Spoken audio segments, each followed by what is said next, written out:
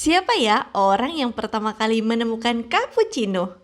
Kira-kira dari manakah kopi ini berasal? Yuk kita cari tahu.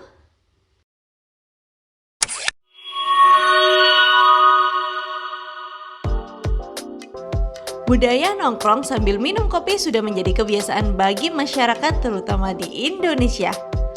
Sebagai pencinta kopi, pasti nggak asing nih dengan jenis kopi yang satu ini. Cappuccino. Jenis kopi yang populer hampir tersedia di berbagai warung kopi dan juga kafe-kafe. Bahkan sekarang pun sudah banyak beredar di pasaran kopi saset cappuccino. Cappuccino terbuat dari 1/3 espresso, 1/3 steam milk, dan 1/3 foam milk. Biasa juga dikenal dengan kopi latte dengan komposisi busa yang lebih banyak daripada susu. Waktu penyajian, barista akan menambahkan taburan bubuk kakao atau kayu manis di atasnya. Tak hanya itu, kita juga bisa request menggunakan krim sebagai topping seperti minuman kekinian yang sedang hits. Banyak yang mengira kalau kopi cappuccino ini berasal dari Italia. Namun ternyata bukan loh besti. Pada tahun 1700-an, penduduk Inggris dan Prancis sudah mengenal cara penyaringan kopi menggunakan filter khusus, di mana orang-orang bisa menikmati kopi yang sudah dipisahkan dengan ampasnya. Karena dirasa kopi yang disaring lebih enak, maka masyarakat pun mulai beralih ke metode penyeduhan menggunakan filter kopi. Walaupun bentuk seduhannya masih teramat sederhana, ternyata kopi tanpa ampas inilah yang menjadi cikal bakal lahirnya cappuccino. Asal-usul cappuccino memang masih belum bisa dipastikan.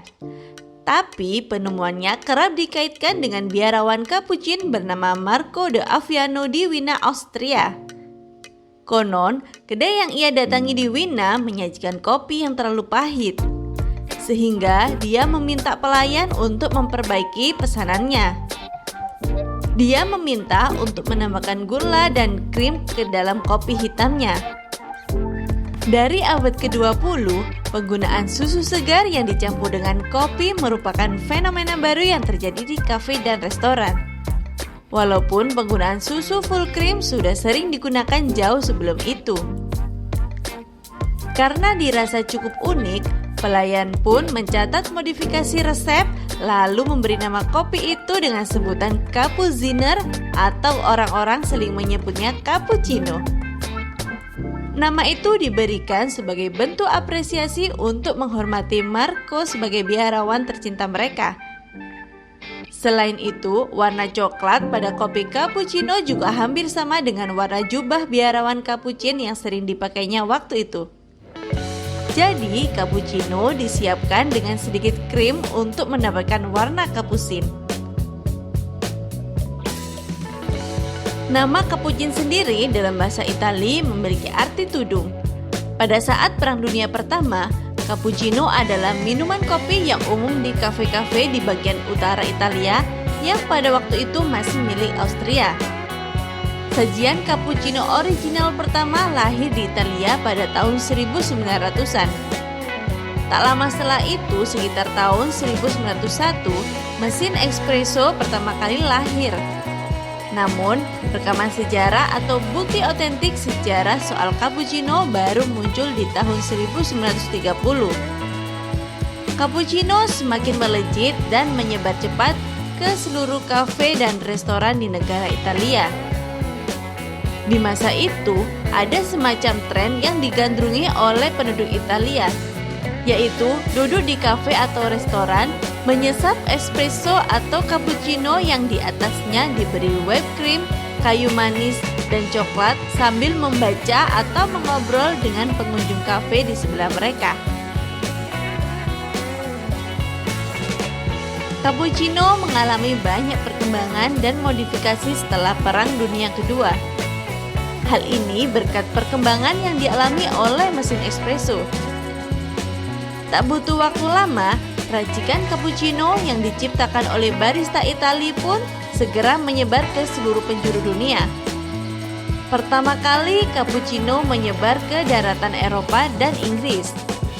Di Inggris, cappuccino cepat menyebar lantaran di masa itu penduduk Britania Raya memang sudah memiliki tren menikmati biji kopi yang diberi susu.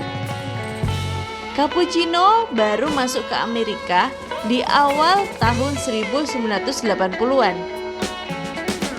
Dan di tahun 1990, cappuccino baru menyebar ke kafe di seluruh penjuru Amerika. Seiring perkembangan zaman, banyak modifikasi yang sudah dilakukan. Dulu, cappuccino berupa kopi agak gosong ala mocha pot yang dipadukan bersama steam milk. Dan sekarang, cappuccino disajikan dengan sangat cantik dengan krim lembut aneka macam.